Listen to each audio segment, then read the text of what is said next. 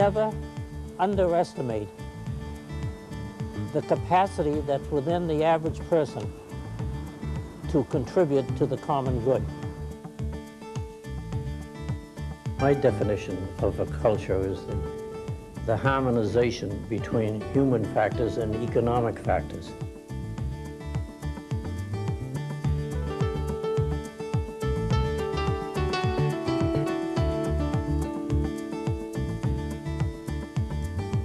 Living is learning.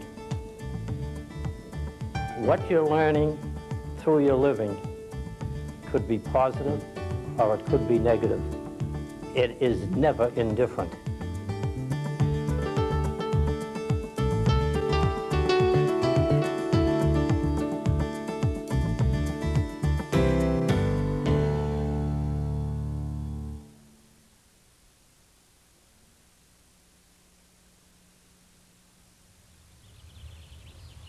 Visionary and practical realist, whose teaching and perseverance identified and made known the cultural value of Lowell, which is the basis of its bright future.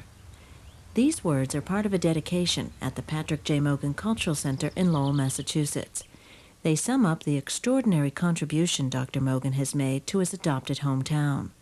A teacher and planner, Dr. Mogan envisioned the whole city as a school, where people of all ages would learn about their roots and how the world works. His ideas gave rise to plans for the national and state parks in Lowell, which is why Dr. Mogan is known as the father of the park. But he is quick to share the credit. Sometimes when they talk about the park, as if it were the idea of one person, it is the idea of a big group of people. And some of those people had to have enough confidence to step forward and articulate and risk being called crazy because you were putting a value in this thing which for years the conventional wisdom said had no value.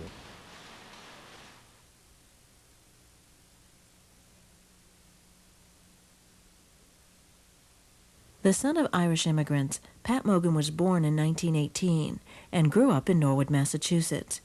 He sees Lowell as a successful example of how a community can turn perceived liabilities into assets. It's a lesson he learned early in life. To become something better, you had to become something else. That was a thinking that was prevalent in my youth. My particular section of the town of Norwood was called Dublin, and virtually everyone in there could speak Gaelic and spoke Gaelic. But we were referred to by the schools, because we had another language, as second language problems. And when you had an institution as powerful as the school referring to them in their background as a problem,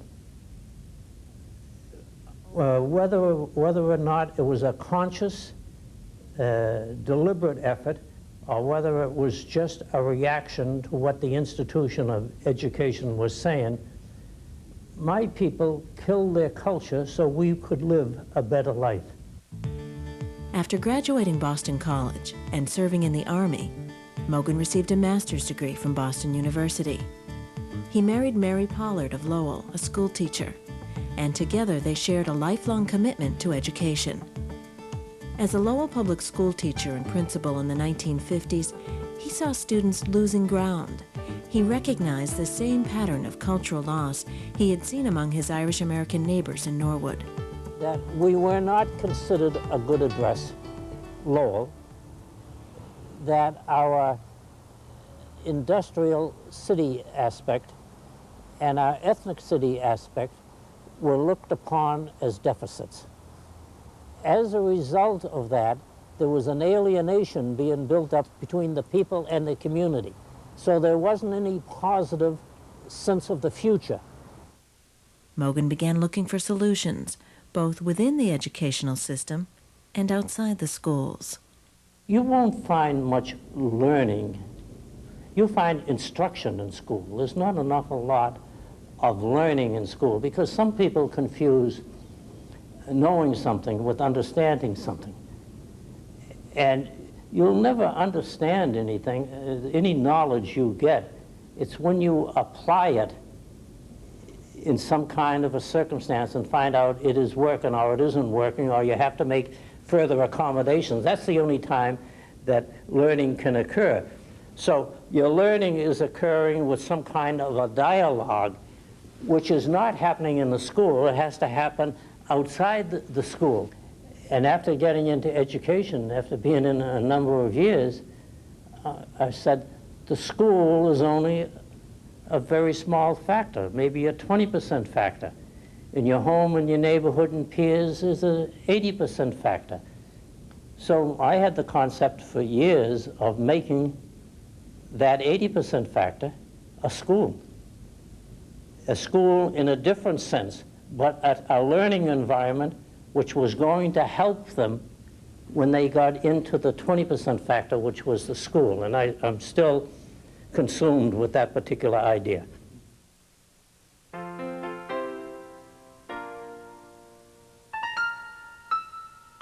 Beginning in the late 1960s, Pat Mogan helped fashion a plan for a new kind of urban park. Working with community leaders, public officials, and experts from the public and private sectors, he envisioned what he called the educative city. It was a model of lifelong learning, utilizing the local environment as a laboratory and alternative classroom. The city-sized park would be a living exhibit of the process and consequences of the American Industrial Revolution. Perhaps more than anything else in the history of our country, our story is told from the transition from agrarianism to industrialism. And perhaps that tells the story of our country more than any other aspect of our so-called history. If we were a living exhibit of that transition, we had no reason other than to be proud of what we were. In the 1970s, Mogan served as the city's long-range planner and as director of the education component of a program known as Model Cities. A federal urban development and beautification effort, Model Cities was designed to give people a meaningful role in the revitalization of their community. The idea for the park was part of a larger plan to develop concrete economic and social programs that would instill hope and determination among Lowell residents. I was walking down Merrimack Street one time, and an old fellow stopped me and he says, "You people are thinking about ideas." He said, "Look at this canal here, the Merrimack Canal right behind the high school." I said, "What about it?" Well, he said, "You know, people used to make a living out of these things." He said, "A guy could make a good living there." I said, "How?" He said, "You know the swan boats they have in Boston?" He said, "You could have them here." I said, "How are you going to run a swan boat and a thing like that? There's only a small section." He said, "Well, he could put guide wires around the edge of it, hook the boats to the guide wire, and one man could run the whole operation and make a good living for himself." I said, "You're crazy." So the guy said, "Well, so are you." And he walked away. But there were an awful lot of people that started to come up with ideas of this particular nature.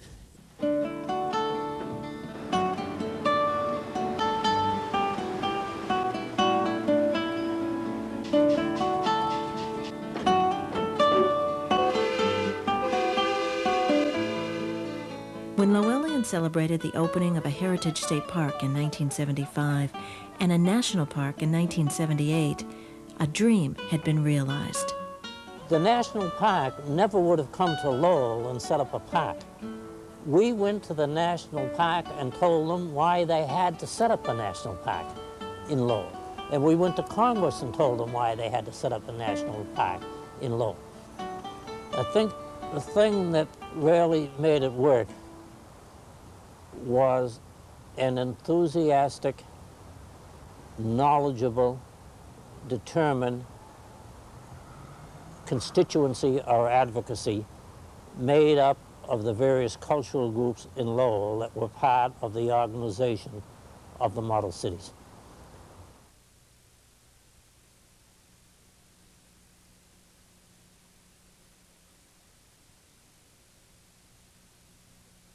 Pat Mogan earned his doctorate with a dissertation that focused on Lowell's renewal process and was appointed superintendent of Lowell schools in 1977, a post he held until his retirement in 1982. Looking at the park years later, Dr. Mogan observes that the ambitious task of restoring Lowell's health is still not complete. Mogan has always seen the physical artifacts of Lowell's history as props around which the human story is told. While the city's physical restoration and preservation have met and exceeded expectations, Mogan says the development of the human story is an ongoing process that has yet to reach its full potential. For the story to be authentic, it must resonate from within the community and continually be refreshed by the expression of the people.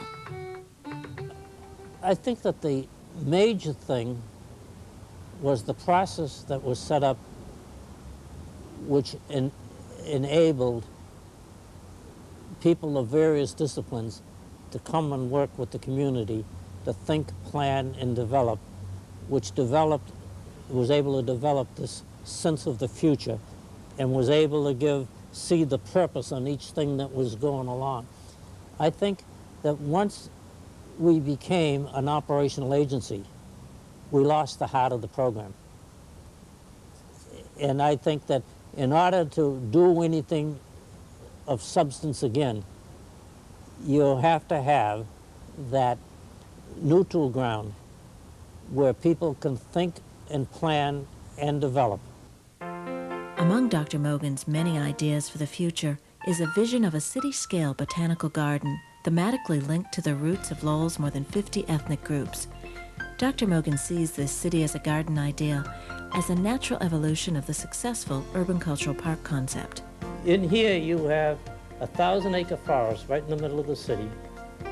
You have about over 50 miles of canal and riverbanks. So not only are you beautifying the city for its aesthetic value, but also it's an economic venture that you should try. This is what the national park and the botanical gardens could do. They are not separate ideas. It's a continuation of the same process. When we were developing our model city program, when we were talking about the thing that we were asking was a process that was going to take time to develop, we utilized the words of historian William Bundy. And Bundy said, every great civilization, I say every great city, had one thing in common. That's a positive sense of the future, infusing the present with a sense of purpose, hope, and expectation.